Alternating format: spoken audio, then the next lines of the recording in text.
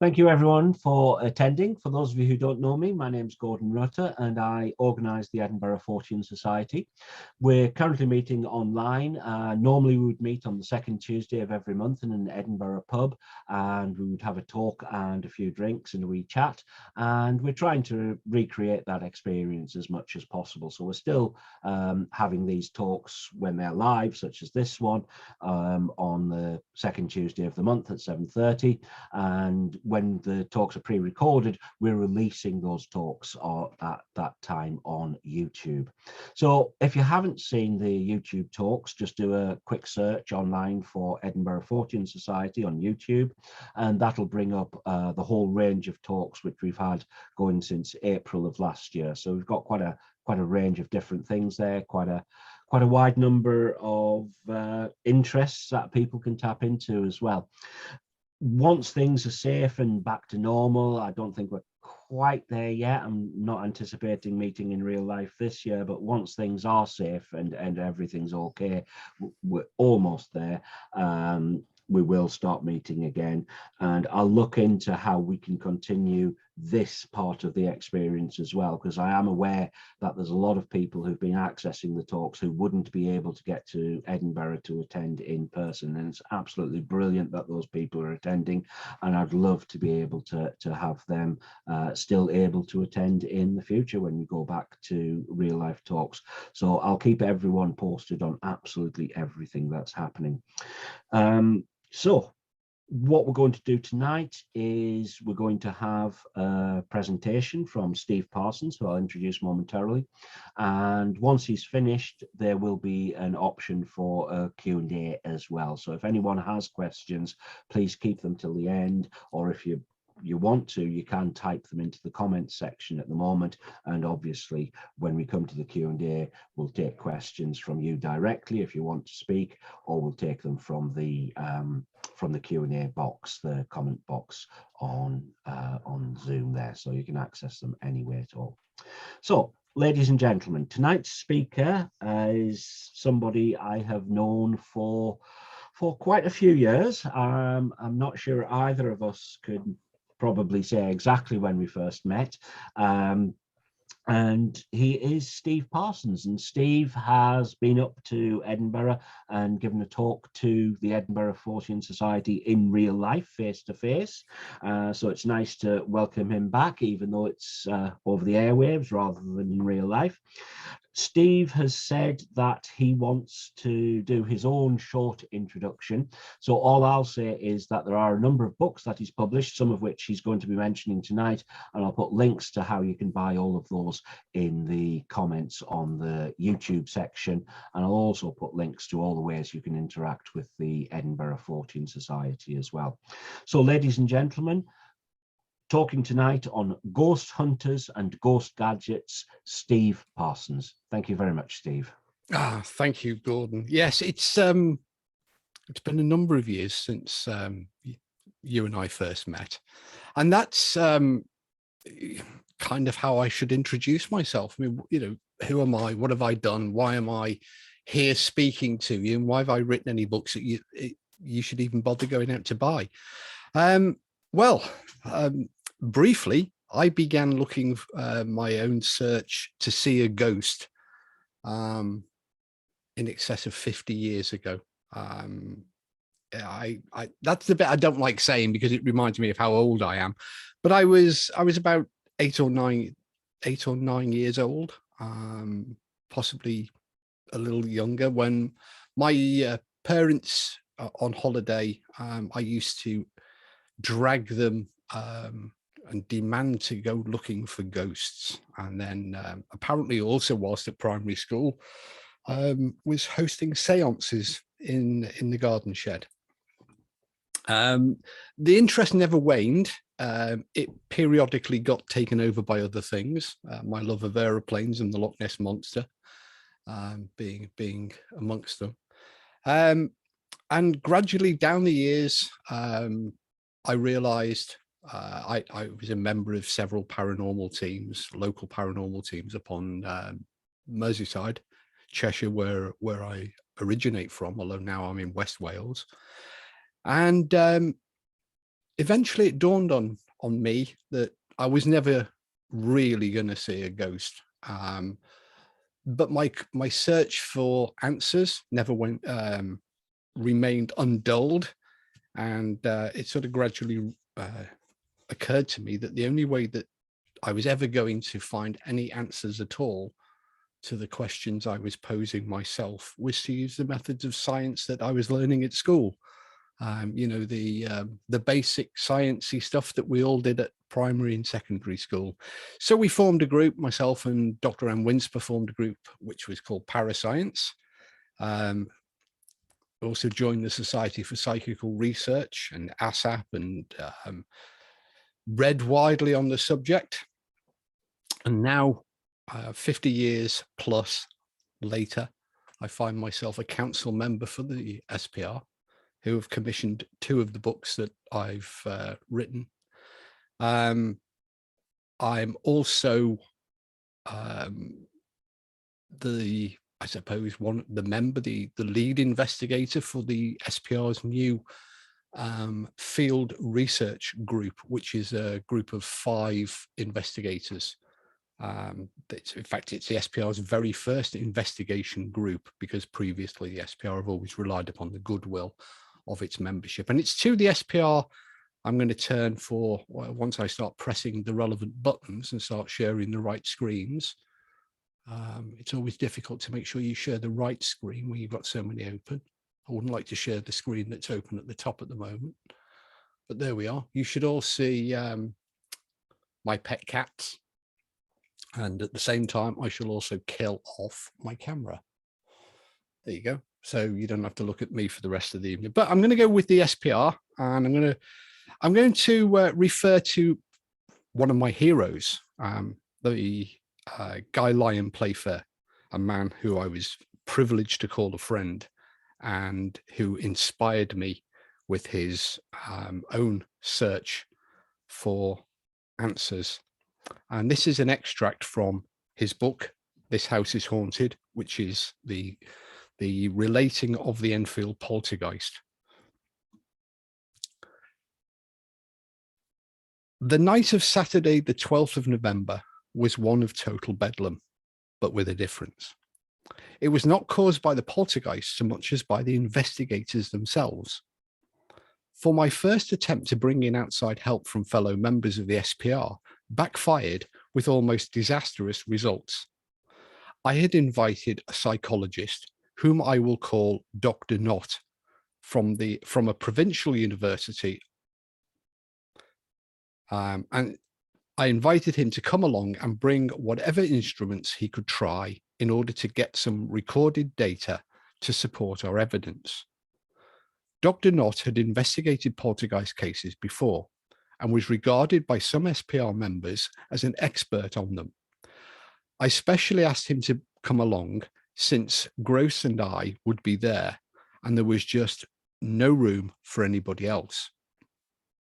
However, to everybody's complete surprise, no less than 6 SPR members descended on the unsuspecting Harper family all at once, followed by 2 surprise visitors whom Dr. Knott and I both assumed each other must have invited. In no time, the house was like a railway station in the rush hour. Dr. Knott unpacked his bag and covered the family dining table with all sorts of small gadgets. Gross took me to one side. "What's all that stuff for?" he asked. "Search me. You're the scientist," I answered. "I was making better things than that in 4th form at school," he went on. "Is he serious?" Well, I assumed he was, or I wouldn't have invited him, although before too long I began to wonder. Dr. Knott took his bits and pieces up to the bedroom and asked the girls to come with him. He had several small compasses, a gold leaf electroscope, and a rudimentary infrared radiation detector, the needle of which started wobbling like mad almost as soon as Janet and Rose went anywhere near it. Knott was intrigued. Gross asked Janet to try and make it wobble again, which she did several times. However, Dr. Knott said later in his written report that these deviations were due to some unspecified instability in the contraption, which he told me later he had only made that earlier that week and which he had not had time to test at all. One of the visitors then tried some unorthodox research of his own. When the girls complained that the double bed which they were both in was shaking, he promptly jumped in with them, causing them both to get somewhat excited.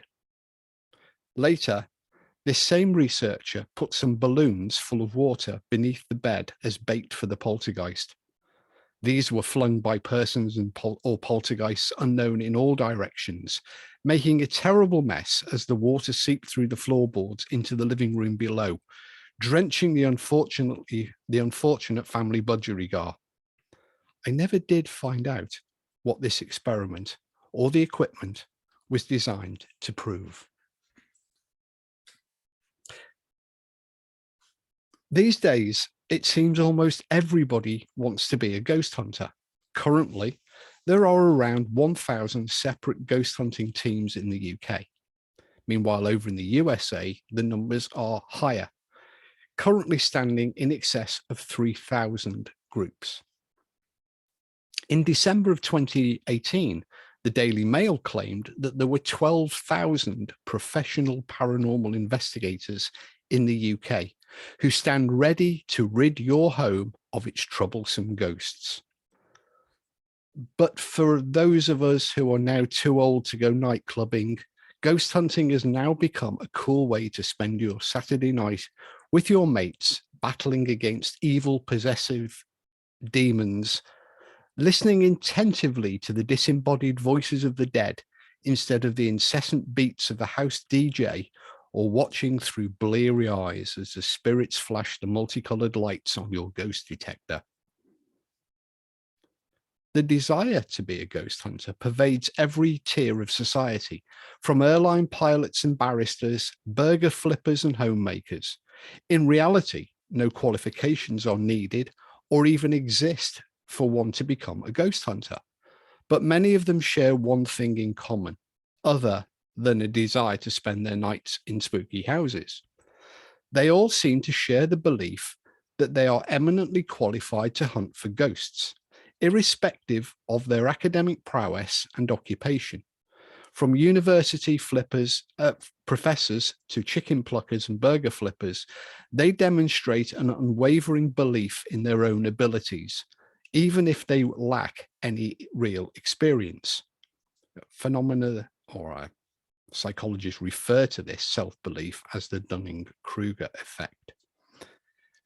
In addition to this powerful sense of self-ability, many investigators also share a passion for the latest item of cool ghost hunting tech in order to assist them in their quest. Although some investigators also still rely upon those good old-fashioned methods, which have always proved so gloriously unreliable in the past. Table tipping, dowsing, and mediumship remain popular with the cash-strapped and the spiritually inclined. Paranormal investigators have always been an incredibly creative and inventive bunch, and down the years, many items have been pressed into service to aid the ghost hunters in their quest for answers. These include a range of purpose-designed meters and devices for measuring or observing the various emissions that emanate from the ghosts, and these days may also include an assortment of children's toys, often stuffed with a wondrous array of electronic devices that claim to indicate the presence of some playful, interacting spirit. The investigators may source their tech ready-made off the shelf from a multitude of outlets, including many which have been established to serve the paranormal community. And if the store doesn't have it, then the more inventive or creative simply set about making their own ghost hunting equipment. One might imagine that the use of equipment for investigating claims of haunting is a comparatively recent phenomenon. And that is partially true, as many of the early investigators relied upon their own wits and senses. Many were armed with nothing more than a notebook and pencil, although the occasional ghost hunter was known to carry a loaded pistol. Prior to any use in haunted houses, technology was used by psychical researchers who were interested in studying the claims relating to spiritualism. These included Professor Robert Hare, who in 1853 began testing claims of mediumship using a series of spiritoscope devices. These consisted of a circular disc with the letters of the alphabet around the perimeter. It was intended to measure the psychic forces which the medium applied in order to spell out the message.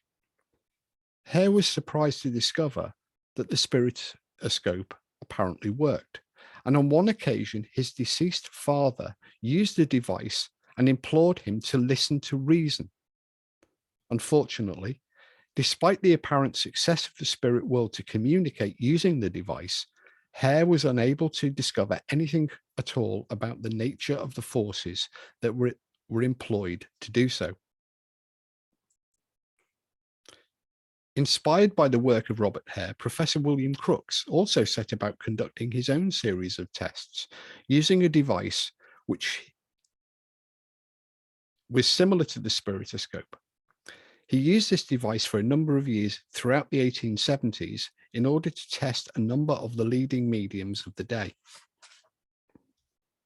Although several times more sensitive than Hare's device, Crookes also completely failed to discover anything whatsoever regarding the nature of the forces which were seemingly applied by the psychics. The first documented plan to use equipment in a haunted house investigation took place during 1898, when a small group, including leading members of the Society for Psychical Research, investigated a Scottish shooting lodge, wherein several people had reported inexplicable sounds and apparitions. So frequently were these sounds reported that the group planned to try and capture these by using a phonograph. They also planned to utilize a seismometer in order to attempt to determine if the sounds had a rational or natural origin, as the area was prone to frequent earth tremors. Unfortunately, a legal dispute with the owner of the property prevented the group from ever taking their equipment to the house. Fans of the movie Ghostbusters will imagine that the ghost goggles worn by the team in order to allow them to see the ghosts were simply an invention of the movie makers. However, Sir Isaac Newton had speculated earlier about the existence of spectra of light existing outside that of the visible. Later, the scientist Johann Wolfgang Goethe had success visualizing these hidden light spectra using prisms that were filled with colored dyes.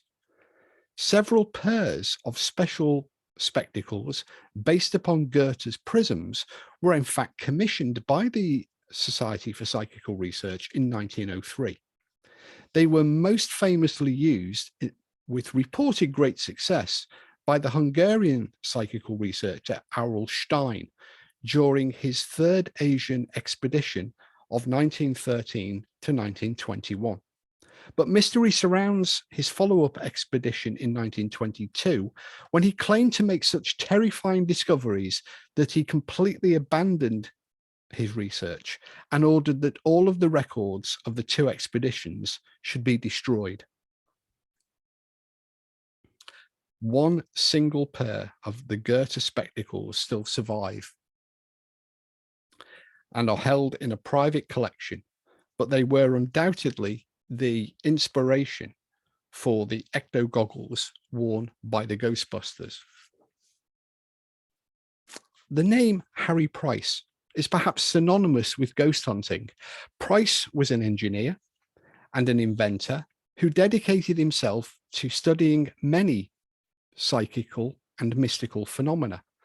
In 1925, he created the National Laboratory for Psychical Research. He is perhaps most famous, though, for his investigations, which lasted more than a decade, nearly 20 years, in fact, of Borley Rectory including placing a team and taking rental of the property for 1 year. Price put together his own small ghost hunting kit, which contains some of the basic items which he thought may be helpful, including felt slippers, whiskey, and a bowl of mercury. But he also included a number of more advanced pieces of equipment, including recording thermometers and infrared cameras. As technology and computer control improved, this led to the development of an advanced monitoring system that could be left unattended for long periods in order to search and measure any anomalies within a haunted location. The system was developed jointly by Tony Cornell and Dr. Alan Gould. But let's listen to Tony Cornell. He can explain it better than I can. Well, we've become rather conscious of equipment. In the past, what people used to do is they go along with a notebook, pencil, camera, tape recorder, and mainly common sense. That's a very important piece of equipment, believe it or not. These days, what we've decided to do is to try and see if we can get upmarket. And we produced a thing called Spider. We had to call it something. It's a black box. It's an electronic box, and it has all these wires sticking out. And Spider stands for Spontaneous Psychophysical Incident Data Electronic Recorder. Silly, isn't it? Principally, equipment that will register changes in the physical state in the room, because people say that physical things happen. Things are thrown. They see ghosts that aren't there. They light up and they disappear. Things are moved. There are smells. There are electrical problems. There's interference. So we take equipment to measure that and to record it so we can play it back. And mainly common sense. And mainly common sense. More than ever before, the modern ghost hunter is well endowed with a dazzling array of technology, some of it genuinely helpful, whilst the usefulness of other items is perhaps more questionable. Let's just take a quick peek at some of the items that have recently been employed by investigators searching for evidence that their prey exists.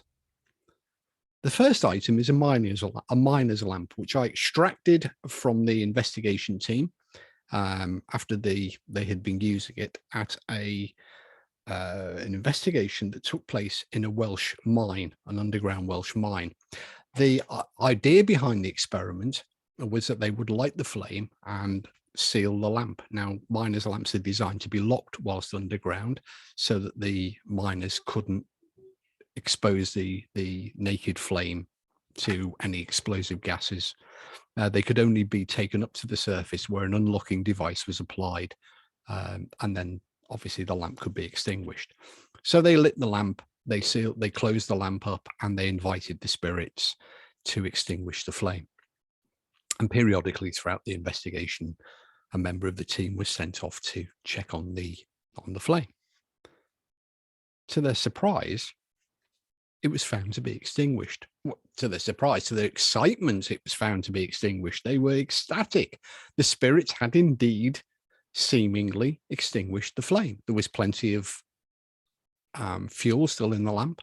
There was no way the flame could be blown out. They demonstrated that by blowing at it and waving things at it. And then a gentleman stepped forward, a member of the public who had, a fairly elderly gentleman stepped forward.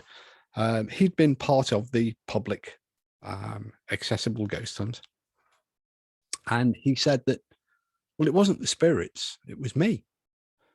He'd been a miner, and the miners, of course, didn't want to waste time at the end of a shift going off to the lamp room to extinguish their lamps. Rather, they found a way of extinguishing the lamp as they came up in the lift, so they could just hand the lamp in and go straight to the showers and away. And he demonstrated the method, which was to give the lamp a very sharp rap on its base, causing the flame to jump from the wick and extinguish itself. So unfortunately, and then he admitted he'd been demonstrating that to his wife. Oh, I remember how we used to do this. And of course, he put the flame out. At least he owned up. The next one is a simple Morse code key. Again, used just before we went into lockdown on a public paranormal investigation by a paranormal team. The device was connected to a battery circuit and a buzzer via the terminals. You can see the screw down terminals. It was then placed under a glass bell jar, and the spirits were invited to communicate by means of Morse code. Then somebody asked, well, how do we know if they're communicating? Does anybody here know Morse code? Well, it's written on the, of course, you can see it on the Bakelite base, but nobody in the investigation team actually understood or could read Morse code. It was a bit of a failed one. This one, I don't know. This is completely perplexing. This was taken with an Irish paranormal team, and in close-up you can see it is in fact, whilst they're gathered round during the investigation, one of the investigators is clutching a claw hammer. Quite why I've never discovered. Let's also have a short video of another piece of equipment being used, or another piece of investigation equipment being used. Here we have an example of a Victorian device, a recreation of a Victorian device known as a spirit lamp. It consists quite simply of a bulb, which we can see there. We have a switch. The switch operates the bulb normally. And of course we have a battery. And all of the wires are exposed so that we can see clearly that there's no trickery involved. The idea being, of course, that you ask the spirit to light the lamp in response to your question. So if I just pull out a little bit, and we can see my hand for scale. So spirit, can you please, if you can hear my voice, can you light the lamp for me? Thank you, spirit. What I would like to do is to set up a code, 1 flash for yes and 2 flashes for no. Do you understand that, spirit? 1 flash for yes and 2 flashes for no. Thank you, spirit. Spirit, is this a real test of spirit communications?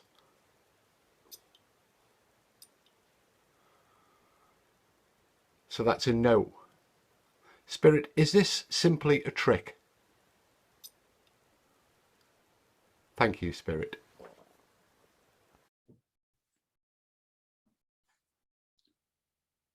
But you know, it's not just the equipment in which diversity is demonstrated. There exists a multitude of methods derived from a host of theories, ideas, notions, and beliefs. Some might appear bizarre, others might seem to be more credible, and some may even seem plausible. The Ganzfeld, for example, is an experiment in sensory deprivation that is used by parapsychology in order to test the effects upon the mind, but it has now been pressed into service by the ghost hunters.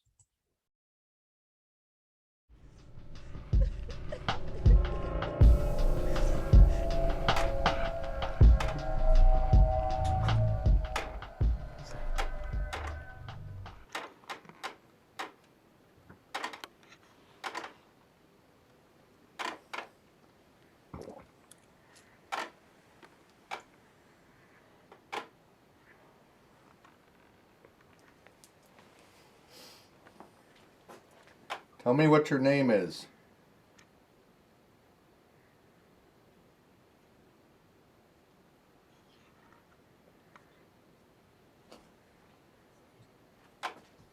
Who are you?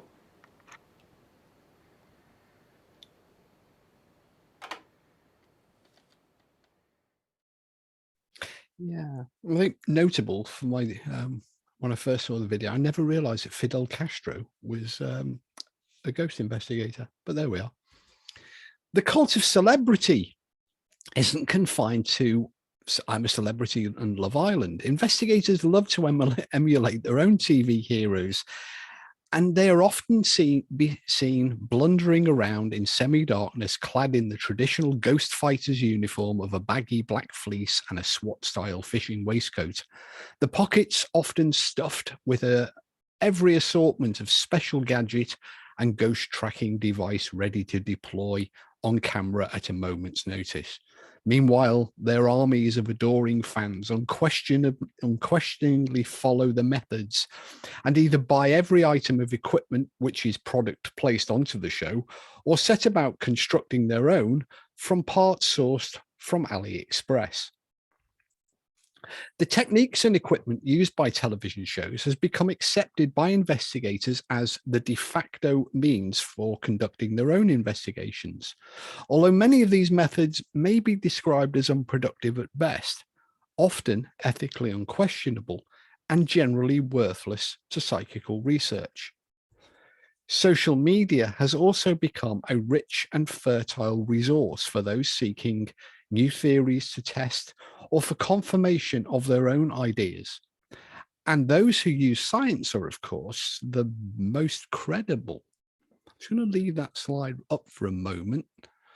If any of you are interested in studying or the fifth dimension.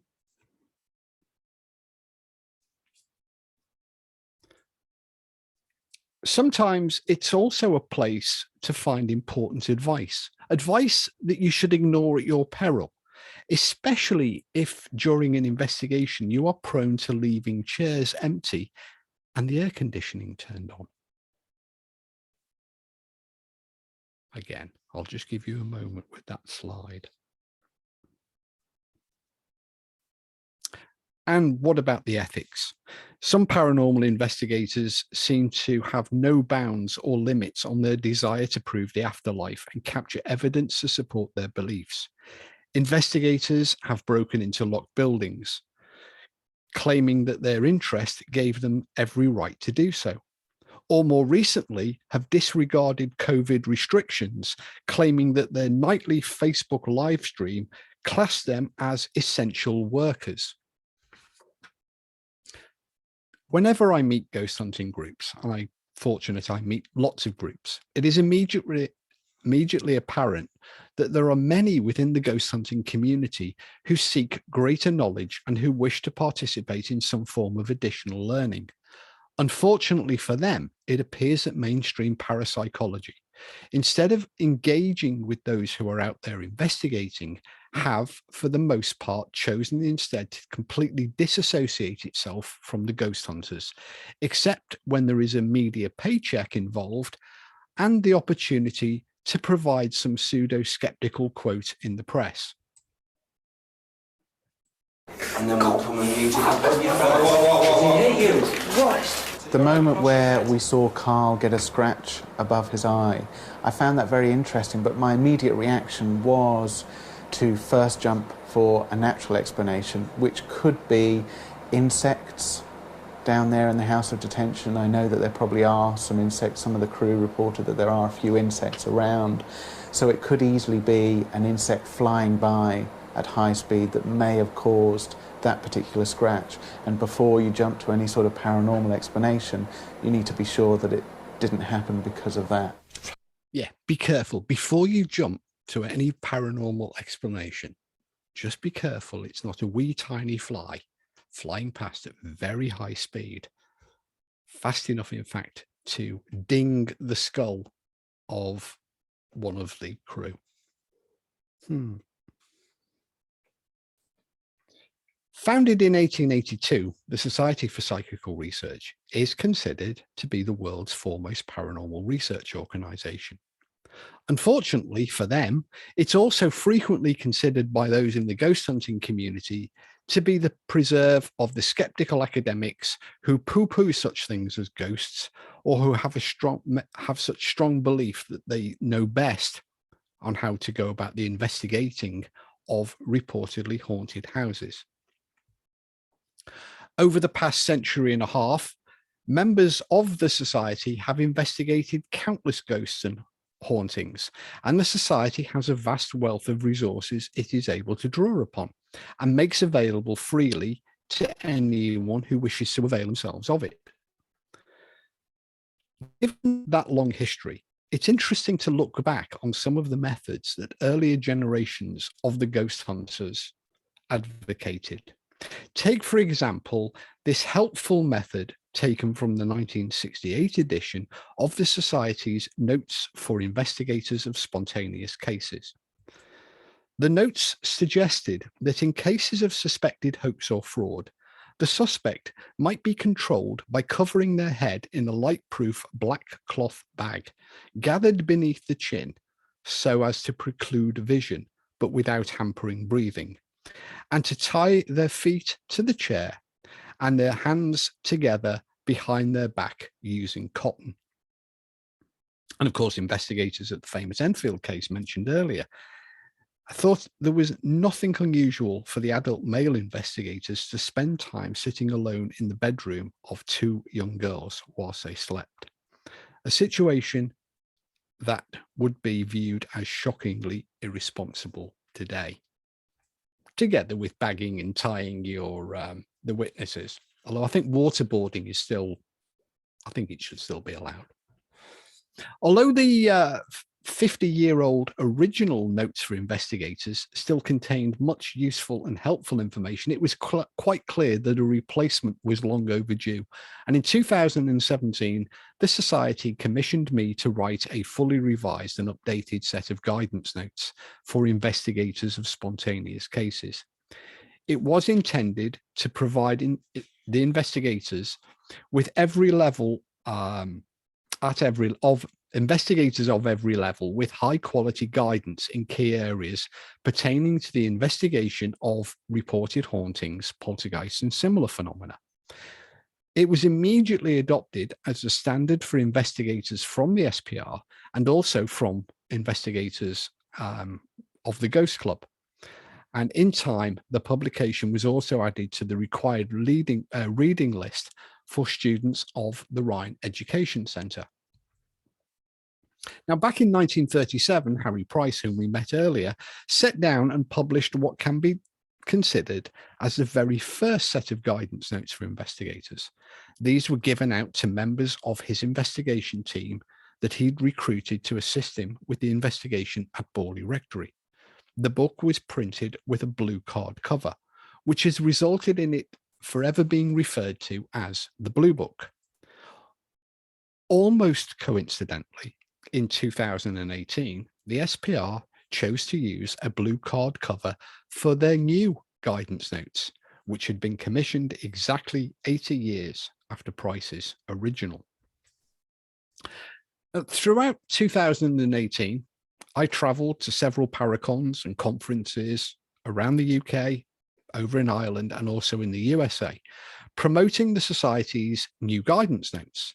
The book was very well received and gained many 5-star reviews and is still available for sale. However, during the Q&A sessions, it became apparent that the majority of the questions were related to the equipment that the investigators were using. Which items of equipment should they use? How should they set about making measurements? And how do they interpret the results that they were obtaining? There were, of course, already many sources of information for those wishing to use equipment in the form of social media and television shows.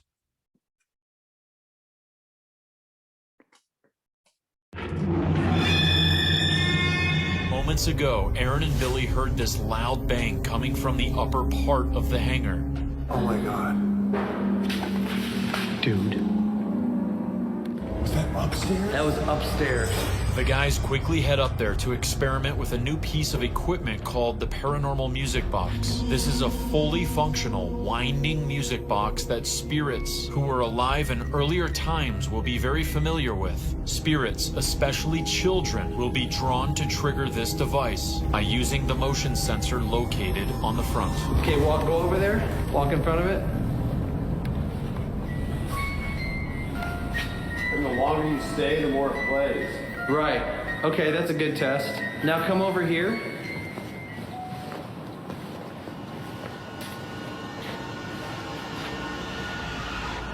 Okay, I said let's go downstairs for just a little bit. As the guys head downstairs, they receive a message on the Ovilus. Poltergeist. Poltergeist! Did you just see that? Wait. What happened to our walkie-talkie when we just... Oh my God. That thing just flashed up there. The music box lights up, but there isn't enough energy to wind the device to make the music play. Is this spirit nibbling at our piece of bait? Billy decides to place the device in the exact spot where the director of security's camera was knocked over up here.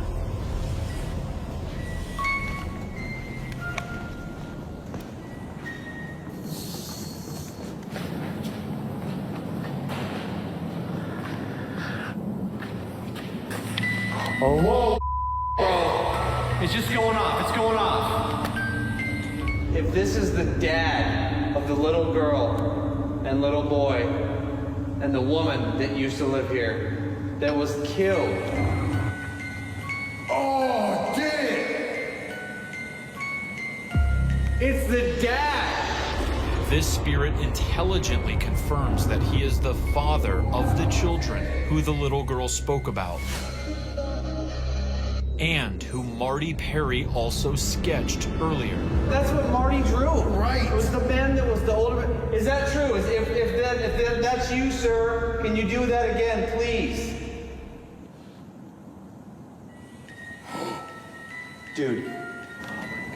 That was like on cue. Dude, that was on cue. That was on cue. Sir, can you stop? As a result of the many questions relating to equipment which I had been asked during the launch of the initial guidance notes, in 2019, I approached the SPR with a suggestion that they should consider producing a set of guidance notes that dealt exclusively with the use of equipment and to which investigators could turn for reliable advice and helpful guidance. I estimated that it would contain around 75 pages and would be ready for publication in the spring of 2020. Then 2020 arrived. Endless months of being locked down and the joys of homeschooling. Everything got placed on hold. Well, almost everything, as each day, once the kids were secured with copious amounts of duct tape, work on the new equipment guidance notes continued. Scrapped publication deadlines meant that I had the chance to include more information and consider a greater range of the things that investigators set out to monitor and measure. As a lockdown eased and people started to emerge, it was time to prepare the new 175-page manuscript for typesetting and printing. Complementing the existing general guidance notes, which was published in 2018, this new publication represents one of the most comprehensive guides available for any investigator who uses equipment of any type to support their investigations of hauntings, apparitions, or poltergeists. It suggests the best devices to use and how to use them in the most effective way. It's not just using the equipment either.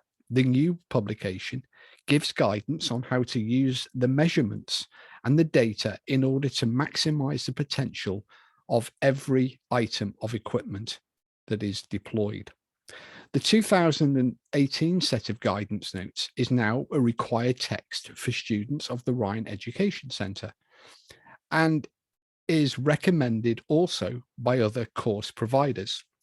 And I hope that the new publication in due course will prove itself equally useful. It's available now either in print or Kindle ebook edition from Amazon or directly from the SPR. Also available directly from the SPR is a special reduced cost offer for those who want both sets of the guidance notes. And before ending, I should just briefly point out the other two books that have my name on the cover. The Ghostology, also during lockdown, we had two lockdowns, and I took the opportunity to revise Ghostology. So the earlier copies have the green cover.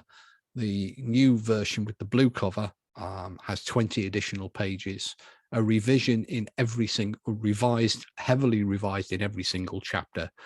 And for fans of the word search, it has a brand new word search. And that's it. There you go. And I can stop screen sharing and come back to the real world. Oh, it looks like put the camera on. And we're back for the Q&A. Excellent. Thank you very much for that, Steve. Very interesting talk. Really enjoyed it. So we'll throw the the floor open to questions. Has anyone got a question? Yeah, I'm not going to throw a question. I'm not going to throw a chair at anyone. Has anyone got any questions? If you have, wasn't like that in Glasgow. Type them into the chat, or you can raise your hand. Any questions at all? I'll go with one. Steve, you mentioned the SPR case from the 1898-9. The alleged haunting of Bee House. Mm-hmm. I think most people will probably know that Bee House is actually Belechen House. Right. Have you ever been to Belechen House? No, because it's not there. Have you ever been looking for it? I have been looking for it, and it's not there. It was demolished. There is a building, although we went and we were told it was demolished, and we went and we had a look, and we found a building on the site that we believed may be Bee House rebuilt. I defer to you here because we were told it was demolished. I've always repeated that it's not the original building, but it looks like an old building, and it's on the same site. So is it the same one? As far as I'm aware, it is, as you say, on the same site and everything. There is one section of it which was the original building. It's part of what was the servants' quarters. There's basically a room, or at least 3 walls, if not an entire room, that still exists, and that is incorporated into the house. The house was actually for sale a few years ago now, and I really thought they missed a trick, because they were advertising it at something like £640,000, and I really thought they should have gone for £666,000. I thought that was the price for Boleskine. That's been rebuilt. Boleskine is similar sounding, but not the same building. Yeah, currently in very, very poor state. I don't know when the last time you were there, but they are currently selling off burnt bits of wood from that house to fund the restoration project. So yeah, it burnt down, and then they bought it to redo. And when it got out that they were going to make a sort of museum to Crowley and to magic and things of that nature, it got set fire to again. I was incredibly fortunate. I was on a Loch Ness monster hunting trip by day, and of course ghosts by night. And the churchyard directly opposite Boleskine has some interesting ghost stories. But whilst we were there, we had the opportunity to meet the owner of Boleskine, who cordially invited us inside. And we were given a half-hour tour of the building. Well, he went to the kitchen. We were allowed to wander around for half an hour and give him tea. And then we went back to our perambulations of the graveyard. So, yeah, I think it was a year or two before it burnt down. So I was incredibly fortunate. But I can see there's a couple of questions in the chat on the side I can see. Yep. So the first one is from Stu Smith, who's hosting this talk. So thank you as always for that, Stu. He was looking at the at the spider, and Stu, being the consummate geek that he is, thought he spotted a ZX Spectrum in there. He did in one of the earlier incarnations. The computer was changed several times. Spider is not a single item. So it went through a number of iterations and a number of computers. There was a BBC Model B at one point and an Acorn at another. It still exists. Most of the Spider setup still exists. I am aware of where it is, and immediately prior to lockdown, I was actively working on a plan to take Spider on a holiday here to West Wales for a period of time, and then put it alongside its modern counterparts or equivalents to test, to give us an opportunity to look at the sensors, what they were, the range that the sensors were operating in, and I suppose also an homage to Cornell and Gould for creating the device. So I'm still hopeful of that plan will come to fruition. And of course, for Stu, we can get ZX81 emulators now as well. Oh, it's a Spectrum though. It was a Spectrum, not a ZX81. Oh, it's a ZX Spec. Yeah. I can see another one below it about another pet item of equipment, the famous item of equipment. So that second question you're referring to there is from Marker, and that's, hi Steve, what do you think of the SLS camera? Now, I can't remember. I always get this muddled up. It stands for, no, I can't remember what it is now. But basically, what this is a Connect 360 head from an Xbox.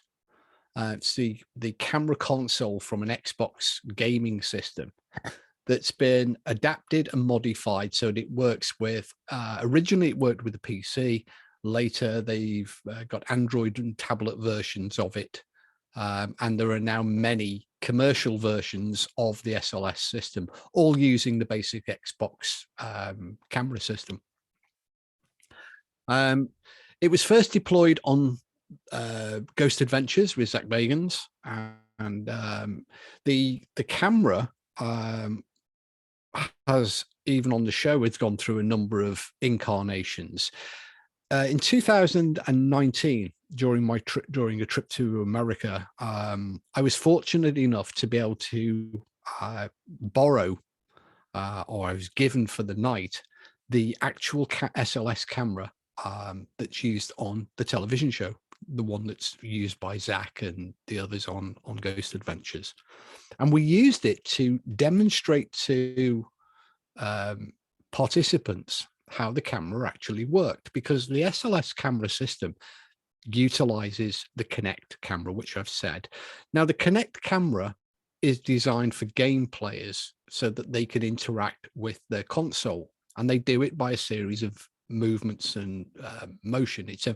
So it has a number of it has an infrared component to it, has a normal low resolution camera system as part of it, what it does.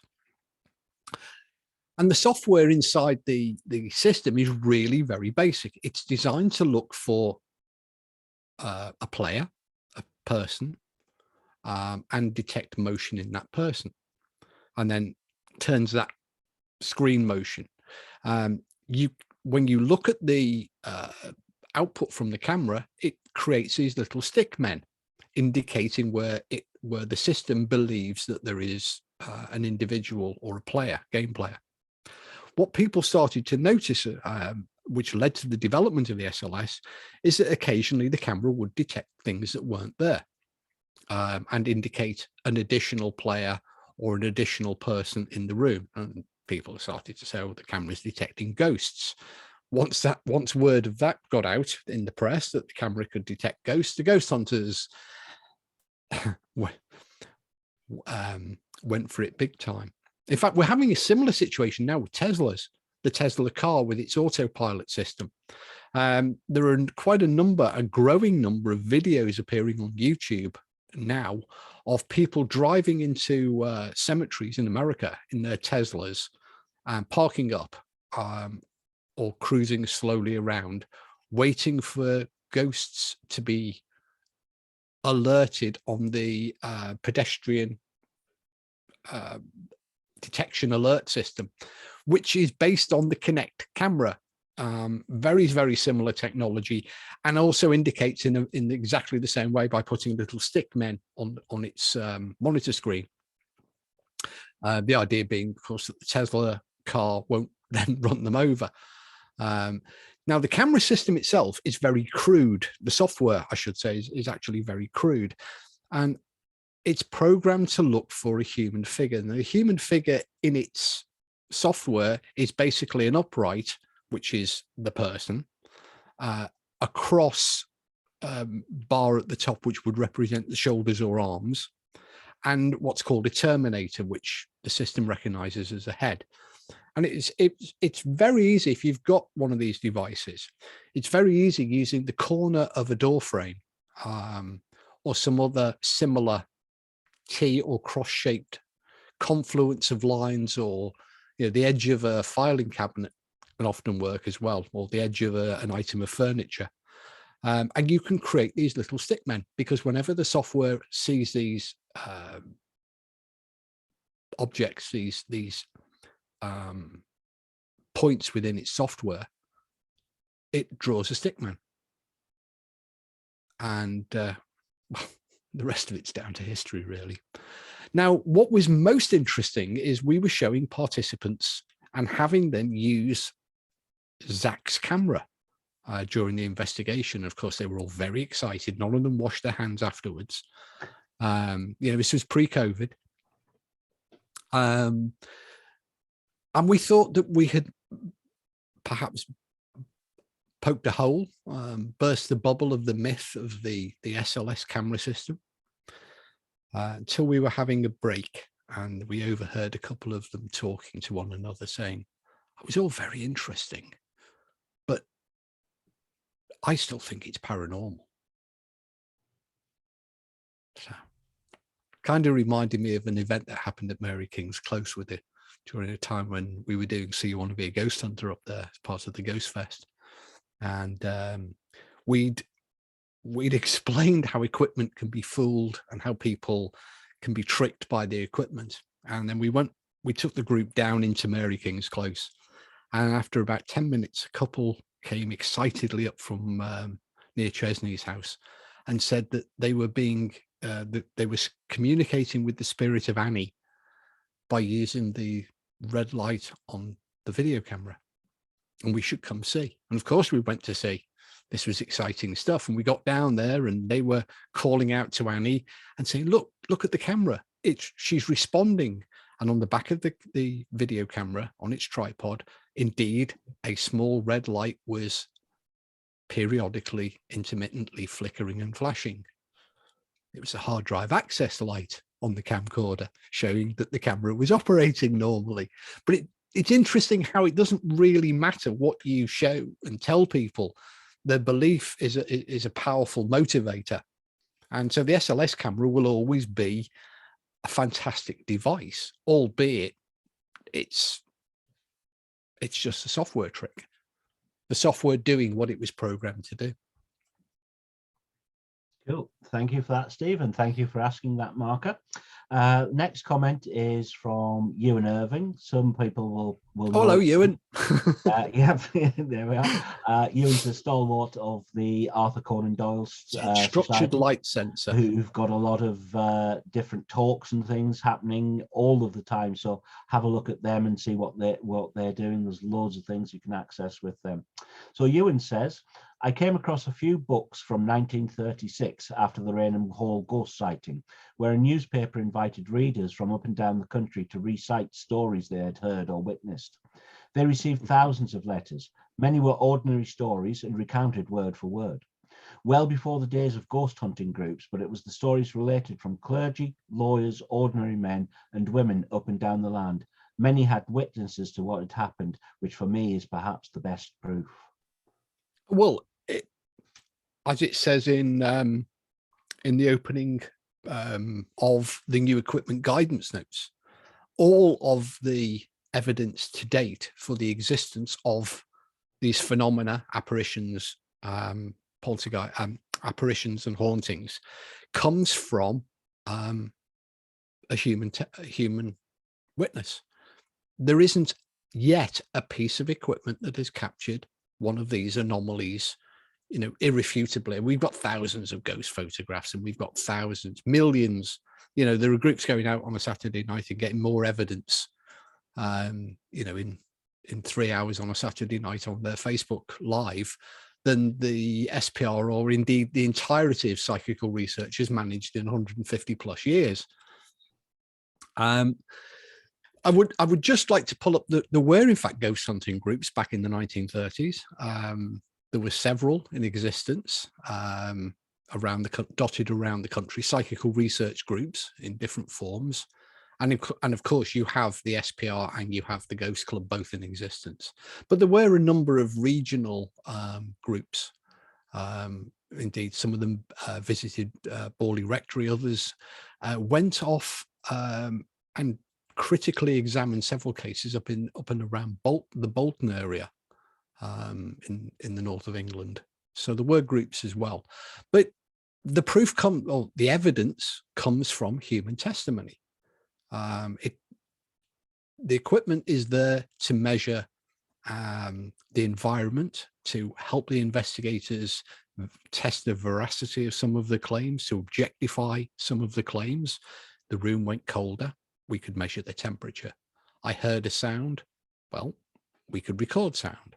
So it's there to give the investigators an opportunity to perhaps review the person's experience or to test the experience. But I would agree entirely. It's human testimony is the best evidence that we have. We've got a quick comment from Greg Hardman, who has solved Greg. the problem of what SLS stands for. It's Structured Light Sensor. And Scott Watson has said basically pareidolia by digital eye. Graham Taylor has, electronic snake oil, I call it. Graham Taylor has weighed in on the Sinclair. Agreed, re the Sinclair Spectrum, also a very old cassette recorder. Steve, you stated at the start of your talk that when you began your investigations nearly half a century ago, and more than half a century, are really old, you were determined to use the scientific method as much as possible. Has that approach ever led you to identify any level of repeatable or fundamental pattern from the various pieces of test equipment that investigators have been using? Oh, what an excellent question. The short answer is no, but the long answer is that I have grown increasingly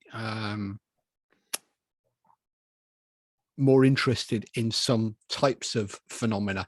Perhaps, and in the last few years, I have really pushed for investigators to start once again looking at and examining, monitoring, observing, measuring the temperature, because there are within the literature, there are a number of accounts of well recorded anomalous temperature changes, both up and mostly down, but there have been some ups as well, that are coincident with people also reporting an anomalous experience. It is the only variable which we know that we have this physical anomaly coincident with or concurrent with a subjective experience, reported experience.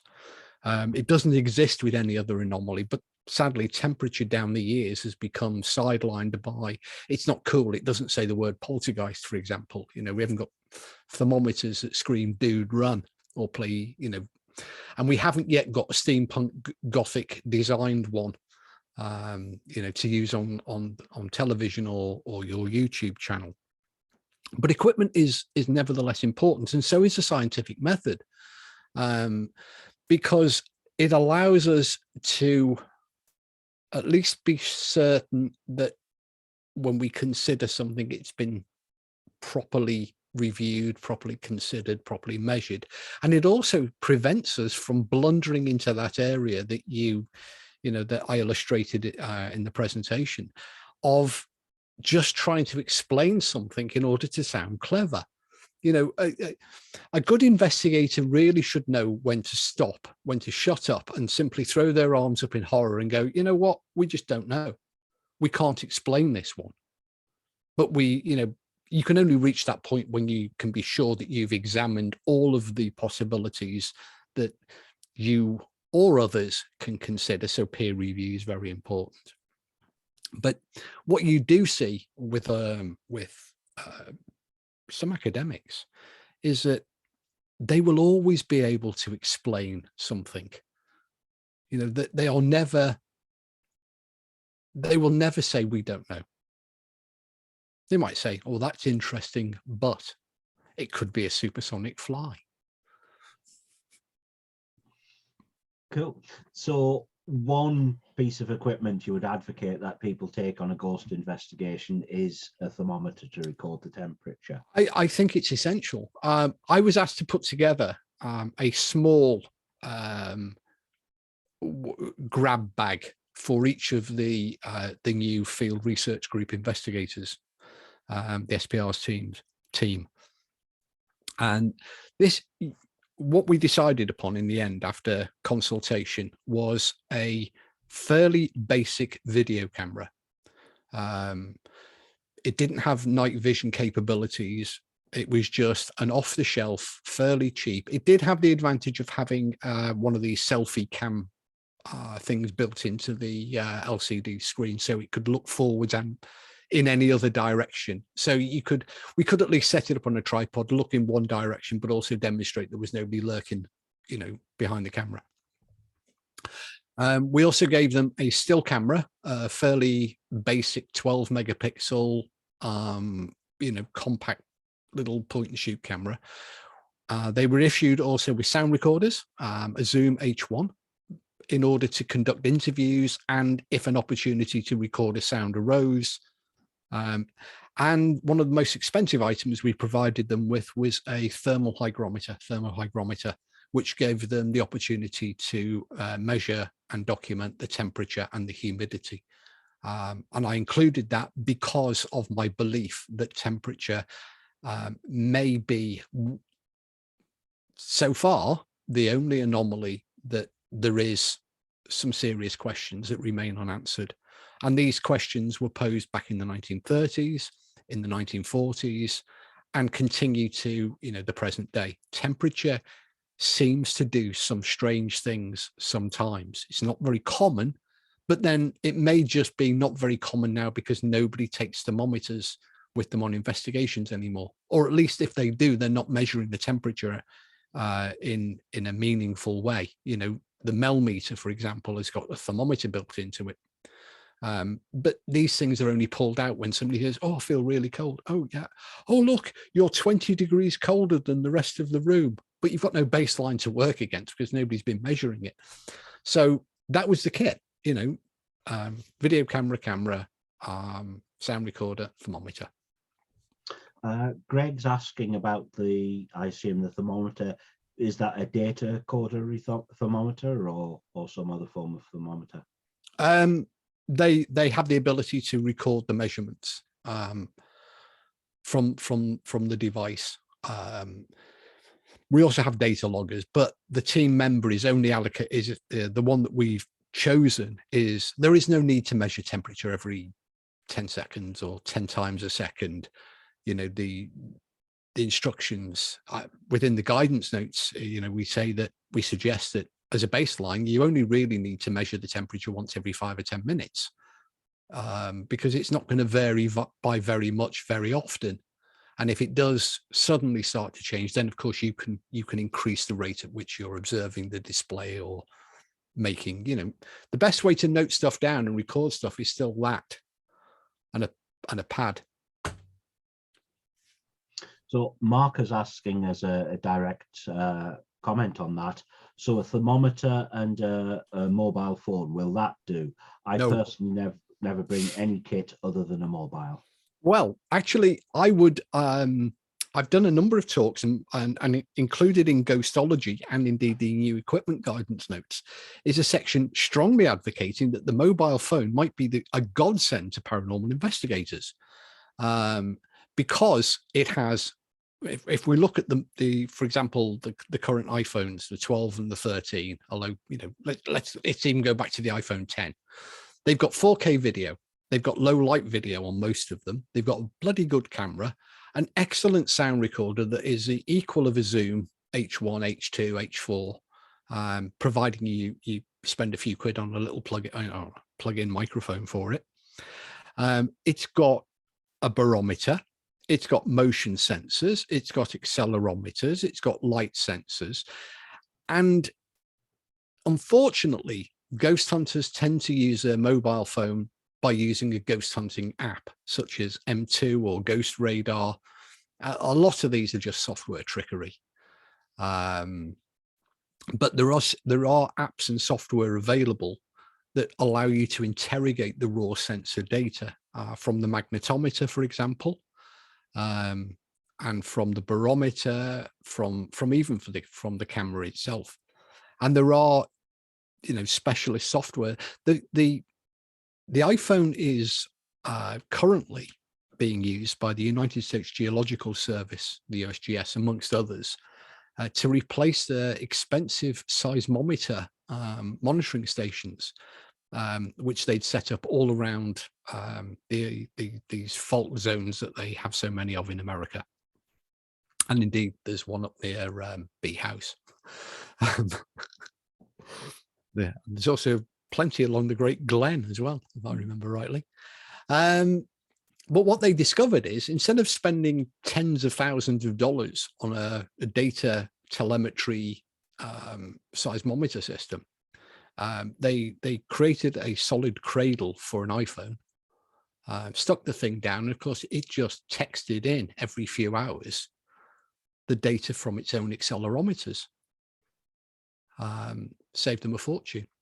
So, yeah, used correctly, that device in your pocket could well save you from carrying a whole raft of pieces of equipment. But, you know, there have to be caveats. The thing is connected to, you know, Wi-Fi, to the global phone network, to other systems, to Bluetooth.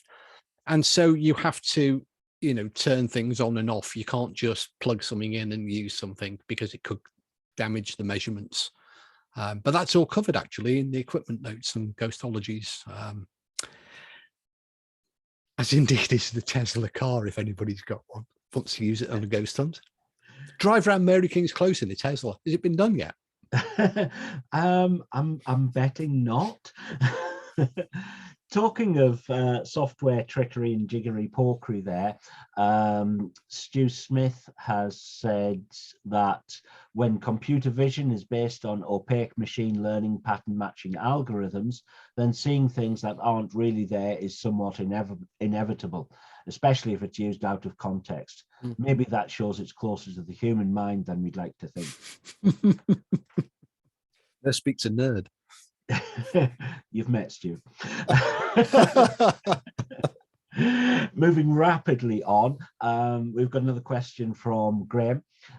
Do any ghost hunters ever use in their field investigations sensitive sash velocity style anemometers to prove or disprove the existence of supernatural drafts and gusts of wind? Since the question needs to be answered, is a sudden chill being caused by thermal transfer or some other form of non-conventional energy loss? The short answer is read the equipment guidance notes, because there's a whole section in Air Movement that discusses hot wire anemometers and other, you know, and why they're useful. And I think there is even, do you know what? Must be the time of evening, but what was it called? Electron flow cooling as well, that can ion cooling that can sometimes, it's used in computers now, but that could also be affected at some locations, caused by high static electric fields. So no, they don't. Well, to answer the question, no, they don't, but they should. And in my parascience investigation kit, which is behind me, there is indeed a data recording hot wire anemometer, and an Irvine, a turbine anemometer, because recording the outside prevailing weather conditions is also important and can impact the conditions inside of a building. You know, if it's blowing a hoolie outside, it's probably going to be quite drafty inside. And many of these breezes are often labeled as psychic breezes. And many of these weird cooling effects can be determined by sensitive motion measuring, but they can also be detected now by using thermal imagery, radiometric photography. Okay, cool. Thank you for that, Steve. Which is also covered in the equipment guidance. Is there anything that's not in the equipment guide? Actually, there is, but I'm not going to say it because I don't want to admit to having an omission. It was when it was published, I went, oh, I forgot that thing. But it was a relatively obscure piece of equipment that, as I said, lockdown was, I'd said, oh, well, I think it'd be about 70 pages or thereabouts. And then it came to, well, I'll just add this and I'll just include that. And I'll just put in a chapter about. Yeah, I mean, it's that terrible thing of once the book's published, you always spot mistakes or typos or things that you should have put in or something. That was the nightmare with Paracoustics. We sent it to the publisher, who gave it to a proofreader. And one of the things with proofreaders is we all write it in a particular style.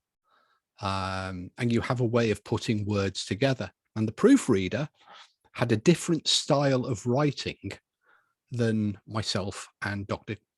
Cal Cooper, and made large corrections to the text, including to some scientific formula, which were importantly, you know, the way we'd put them down, which led to a frantic phase of cutting and pasting back the original text, and some errors that got then into print. So much so that we had to print, you know, for people who purchased the book, the early editions, and there was a page you could download free on our Facebook page and then paste it in. But that was all down to a proofreader. So I've always sent it out now to at least 10 people. You know, sent the manuscript out and said, look, go through it. And even then you'll get 10 different responses back. You know, people start moving commas and semicolons around because we all sort of read and write differently, and how we read the text might be different. And so you start this sort of, well, where does the comma actually go? And then you've got the whole horrible argument of the Oxford comma and whether you should use that or not. But let's not go there. Let's rapidly go to Colin D's sensible question instead. Steve, would you typically start an investigation by setting up the equipment and observing monitors, etc., from another room? Or do you engage in the typical verbal communication? Example, if there is anybody with us tonight, please move an object or rap on the table. Neither. I would basically start any investigation by speaking to the witness and listening to their testimony and their accounts. Based upon that, I may deploy equipment. Now, that equipment, there is no point in taking every item of equipment, you know, turning up with your SUV with the blacked out windows and your group name on the side of it, and, you know, spending 4 hours deploying tons and tons of equipment and trying to capture everything. You will just simply drown yourself in data, and hundreds and hundreds and hundreds of hours of video and audio recordings, and in all likelihood either fall asleep or miss entirely anything that happened. So it's all led by the account. So there is, you know, if the phenomena that's been reported was a sound, then of course it would be sensible to deploy sound recording equipment, plus video recording equipment to cover the obvious, like, was there anybody else in the room when you heard the footsteps? But ordinarily, the equipment should be used in a highly targeted way to deal with the specific events that the witness has reported. Now, I know that there are a lot of groups nowadays go what I call speculative ghost hunting.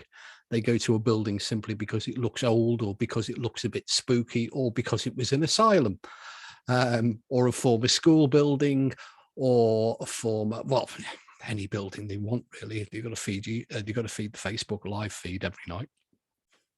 Now, speculative ghost hunting is, I think, pretty pointless, because you are going to capture, every time you deploy equipment, you will capture an anomaly, because anomalies are part of kind of their hard baked into the equipment. I'll give you for instance, if you go on your holidays to the fantastic city of Edinburgh, where I'll be at Halloween, and you take hundreds of pictures on your phone or mobile phone, or if you still have one, a digital camera, and you go home, you put them on your computer screen, and you admire your photographic talents and memories. But if you're a ghost hunter and you go to these places, ghost hunters tend to look at their photographs blown up to 800% or more and scrutinize every single pixel. And I don't know of very many digital photographs that don't have the odd blown or dodgy pixel caused by the software writing the image from the sensor. But they make big play of this. And it's the same with digital audio. It's the same with, all of the recording techniques that we use. Anomalies will often exist, but the anomaly itself, without, this idea of using full spectrum photography is another, the person saw a phantom, an apparition, walk across the room. You're going there with an infrared camera and looking in the infrared spectrum for proof of the paranormal. You will see lots of anomalies because you're not used to looking at the world through an infrared scope. But the person didn't have infrared vision. What they saw was in the visible spectrum. So you start from that, you start with the known and work towards the unknown. You know that they saw something, it was in the visible spectrum. There is no point in deploying a full spectrum or infrared. No point in deploying a full spectrum camera anyway, they don't exist. Except for very, very specialist scientific applications that cost hundreds of thousands of dollars. And of course, that's explained in ghostology, why there is no such thing as a full spectrum camera. Excellent, cool. Some good points there, Steve. We've got another question from Scott Watson, long-term member of the Ghost Club. Do you have a list of your preferred items for people to run their own experiments with? Well, I don't think that we need to run experiments. This idea of going along to conduct an experiment, the investigator isn't there to conduct experiments. What you're there to do is you're more like a forensic detective. An event took place. You weren't there when the event took place. You have the witness's account. Can you test the veracity of that account? So can you replicate it? Can you be there at the same time of day that it took place? Once you have some idea of, you might theorize then as to what transpired, then you can start developing a hypothesis and testing it by experimentation. But you wouldn't ordinarily just go to an investigator, right, tonight we're going to try a table tipping experiment, or we're going to try a communication experiment, because what you're straying away from the investigation process. You're in fact creating your own set of anomalies, your own set of paranormal phenomena that the witness doesn't know anything about. It's not connected to why you're there. So experiments come way, way, way down the process, much, much, much later on, once you've looked at the evidence, considered the evidence, developed a hypothesis to try and test, and then gone out and then use experimentation. Cool. Thank you for that, Steve. Mark has been impressed by some of the geeking out that people have been doing this evening, so he's trying to out geek everyone. Going to set geek level to 10. Myself and a couple of friends are considering using a big data style solution using AWS, as long as it's not too expensive. Is there any form of solution using the data collected being placed into a big data solution? We really don't know where to start, but initial thoughts would be to place evidence from different sources and use that to provide decent reporting. Do you have any thoughts? Well, I suppose the closest that we could get to that at the moment is the Spontaneous Cases Committee of the SPR and the fact that they collect accounts. But there is some controversy even amongst the SCC as to, how, whether it's worth collecting these sort of huge chunks of data, and how would we go about doing it? There have been discussions of, well, we just buy a subscription to Fate magazine, and it happened to me, because it's as meaningful as people writing in saying, I saw a ghost last week, or I saw a ghost 10 years ago. And a lot of those experiences, the way that they're presented by the witness, by the experiencer, is really not helpful. They are, I thought I would write and tell somebody about my experience that happened 15 years ago. We were on holiday in Norfolk, and my husband said, and you can't go back, you can't review that experience. You can simply take the account and put it to one side. Now, there are psychical researchers who have looked at this raw data to see if they could, I think John Fraser had done some work in this area.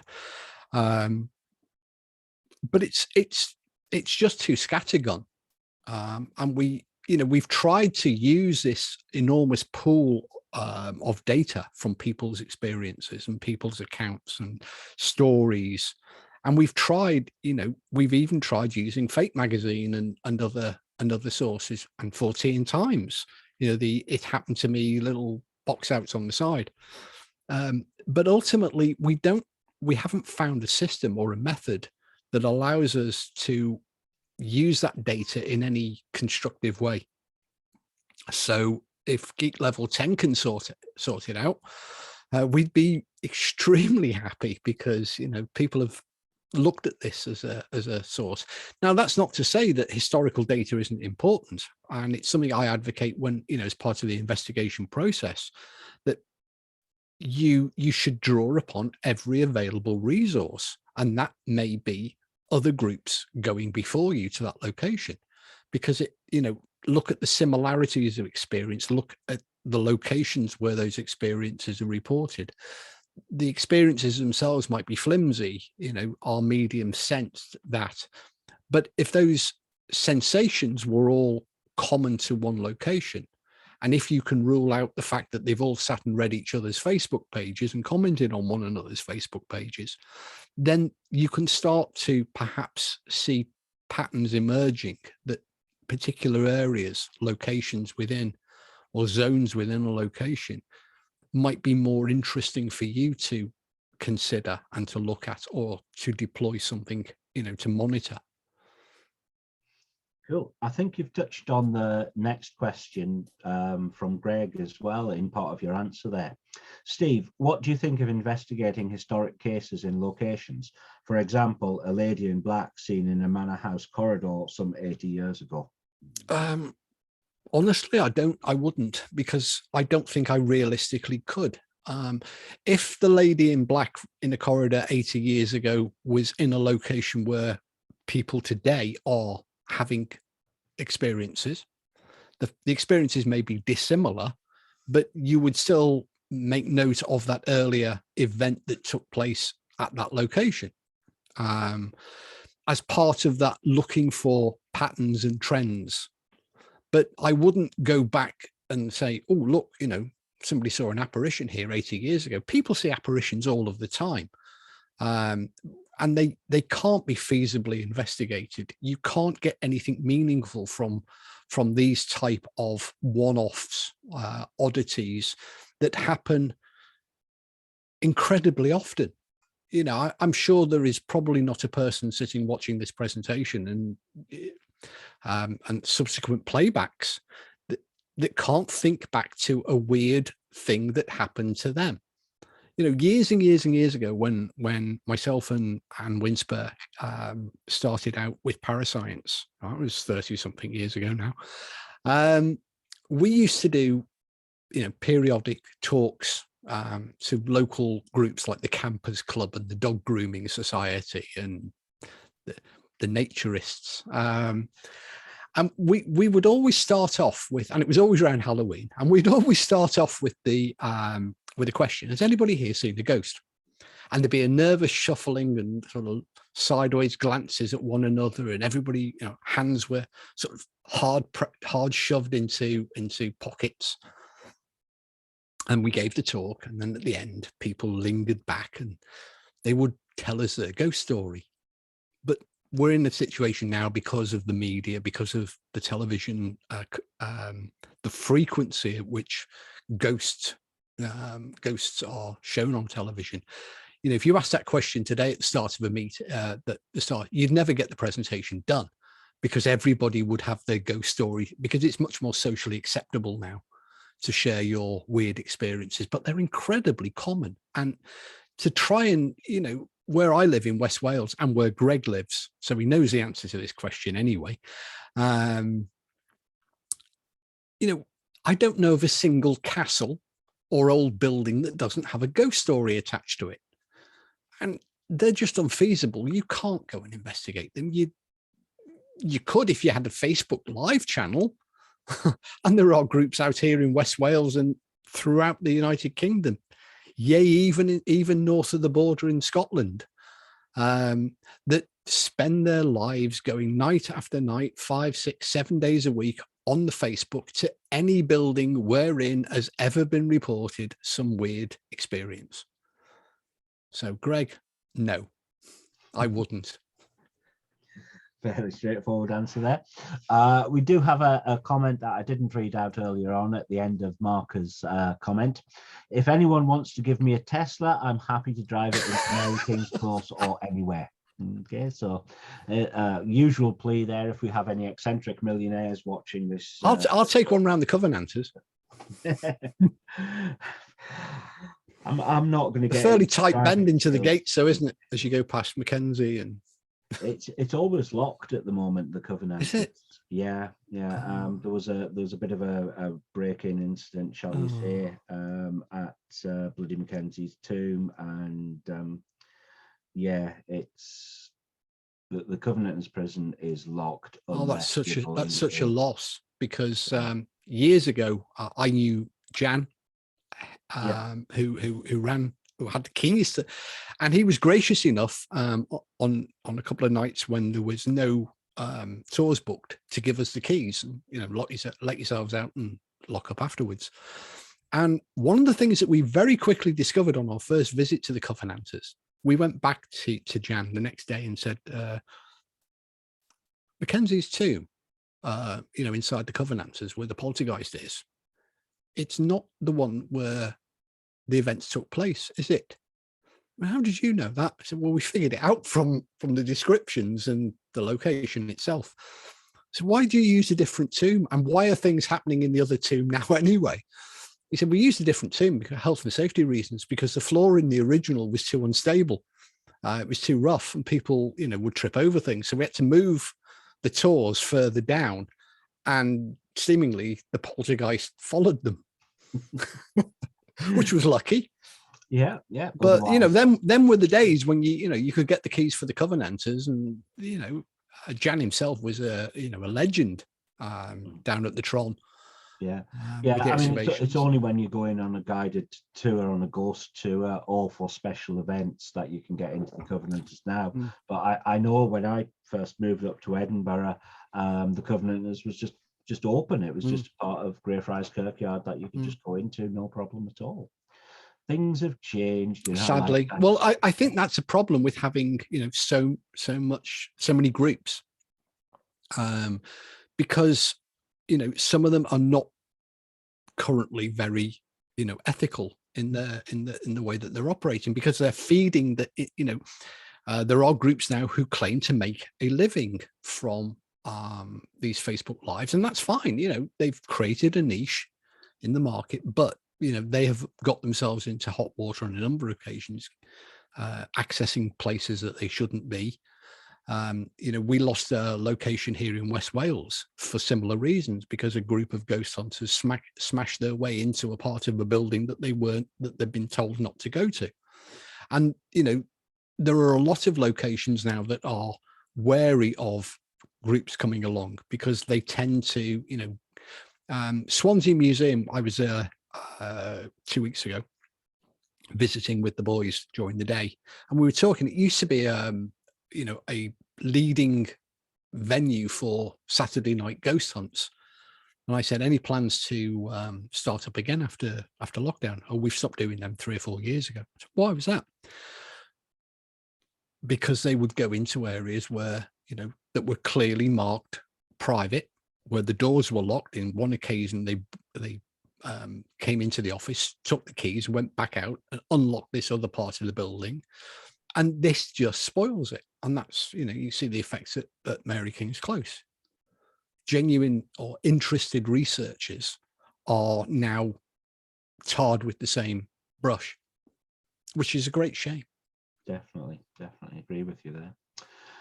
And on that downer note, oh no, there's a comment here from Scott Watson.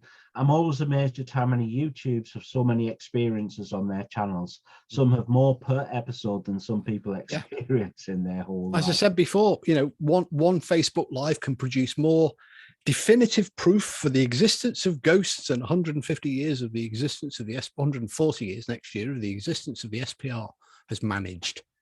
You know, and yeah, you know, you talk to these mediums that you know, and the groups themselves, and you know, they are absolutely convinced and they're unshakable in these beliefs, which has led to they also don't tend to read very much. You know, when I started, the only source of material for my burgeoning interest were books by Price and Andrew Green, Hubert Thurston and Maurice Grosse, and you know, you could see the methods and you could see what was right and what was proper. But now, you know, they live in a different world to me. You know, I'm not a child of the digital generation.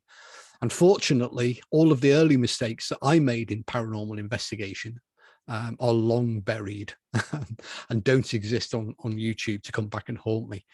But it's you know, the SPR, we were talking about the new guidance notes and trying to reach the people who need them most. You know, the ghost hunting community. We need to reach out to this group of individuals and try to offer them a resource. And so, in addition to the guidance notes, hopefully later this year, perhaps early next, the SPR will be producing a series of what are called quick guides. And these will be, the information will be drawn from the guidance notes, but it'll be in a much more condensed form. So it'll be one sheet, one side, perhaps two sides of, as a PDF. Now, it won't contain the information of the guidance notes, but it will contain bullet points of good practice that, you know, pertaining to every item of equipment that, you know, so if they want to, you know, look at the way to set up the thermometer, they can just print this, download it, print it out and shove it into their pocket or the kit bag. And we're going to expand beyond that to video guides, which are 2 and 3 minutes long, each dealing with the subject material in little bite-sized bits that people can download from the YouTube channel or link to the SPR's YouTube channel and share amongst their mates. And hopefully we'll, you know, spread this idea of the SPR being a resource. That sounds like an excellent thing to have. That's not a replacement to buy the guidance now. So because of course not. I mean, obviously because you do need the full background. And of course, the quick guides and the video guides will link back to the shop page. Yeah, the shop page. Excellent. We've got a couple of 3 quick comments, I think, and then we'll call it a day because we've taken up quite a lot of your time, for which we're all very, Bagans very has a grateful. book. Sorry, Zach Bagans has a book. Zach Bagans has a book, indeed. Yeah, and I was asked by the SPR to review that book. Oh dear, yeah. And I got into trouble with a skeptical researcher in America by name of Sharon Hill, because I gave it a good review. Or she thought I'd given it a good review. And in fact, what I'd said is, it's inevitable that this book will sell, and it will sell in large numbers. And having read the book, because he never wrote it, as it was revealed, the contents of the book themselves will do you no harm. They will not mislead you. And they are generally, beneficial or supportive of good practice. So if you're going to buy the book, read the bloody thing. Don't just shove it on your shelf. And she took that as a positive review, because I was she thought I was telling them to buy it, but I said, no, we've got to recognize that people are going to buy this book. It's going to sell. You've got to pay that advance back. He's got a name, so people are going to buy it, definitely. Greg comments that locations develop more ghost stories than they ever historically had before ghost hunting groups go in. I think yes, there's a Greg well knows, when I first moved to Pembrokeshire 14 years ago, Pembroke Castle had 2 ghosts. And this was in the days when ghost hunters didn't go to Pembroke Castle. It just had two ghosts that quietly got on with whatever ghosts quietly get on with doing. They bothered nobody, but they were documented and had been documented for about 50 years. Going back through the different gazetteers and the press cuttings, these 2 ghosts had periodically been reported. The current situation, speaking to the Ghost Finder General at Pembroke Castle, who's a very nice man. He'd come down here a few years ago from Salisbury Hall, which has its own ghost, and he did the ghost tours up there, and he's developed that sort of same ghost tourism down here. Pembroke Castle now has at least 30 ghosts that himself and various paranormal groups who visited and overnighted at the castle have managed to tease out. Interesting case. Graham's got a contrary view, shall we say. I like there may contrary also be a similar situation at play with regards to excessive ghost investigation teams. Might they actually put the ghosts off their stride, in the same way that conventional archaeologists have no great love for metal detectorists wrecking their unexplored pictures? I recognize that there is a rift between, well, I'm an old style investigator, I've been doing it for forever, and this new generation of pop-up ghost hunters. And this sort of conflict of, you've spoilt it for us. We used to get along and we would spend next to nothing getting in, and now they're asking £1,000.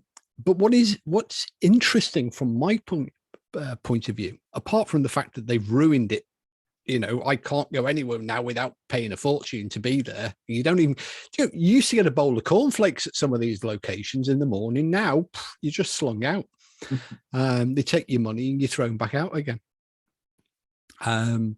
Is that if we strip it all down to, let's assume that most people have got, if they're going out on a public ghost hunt, the teams will have some equipment. They themselves will have some equipment. They may have a camera or a video camera. They've certainly got their smartphones with them, which do give them abilities to record sound, vision, and still pictures. Yet we're not seeing the convincing evidence that perhaps we ought. We don't have, you've got perhaps tens of thousands of man hours expended annually in haunted locations. They're in the right place, supposedly, at the right time, supposedly, but they're not producing the evidence. Now, the investigators themselves will claim that they are, but when you actually look at the evidence critically, there's nothing there. It's an anomaly within the recording. It's in a trick of the camera, a trick of the light, or a misperception by the individual, or somebody just wanting to rush to the red tops, you know, with the, oh, we got a ghost.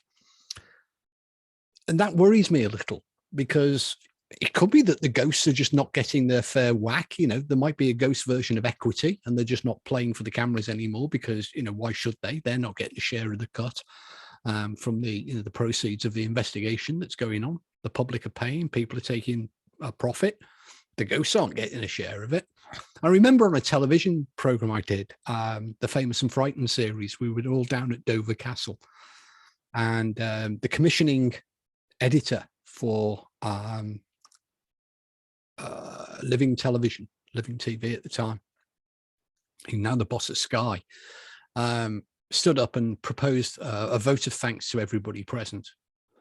And he said, and then one of the celebrity contestants on I'm Famous and Frightened, and these were true, you know, these were proper A-listers, none of this friend of a friend off who's once been on a reality TV show, stood up and said, don't forget to thank the dead people. Said, yeah, but we don't have to pay them. They get the biggest thanks of all.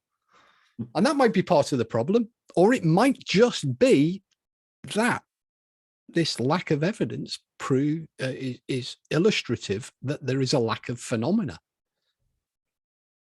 You know, we may just be dealing with psychophysiological effects caused by the environment, combined with misperception and a huge sprinkling of priming the pump of belief and expectation. We just don't know, but that's no reason to stop looking. What an excellent comment to end everything on. If you don't look, you'll never find out. Simple as that. Thank you very much for an entertaining evening. I've enjoyed it. Talk and a very buy the book. And thank you very much for some excellent reads from all the books that you've written, including the one that I've not read yet, but I'm sure is just as good. So, Steve, on behalf of everyone here tonight and everyone watching on YouTube, thank you very much. Thank you for having me once again.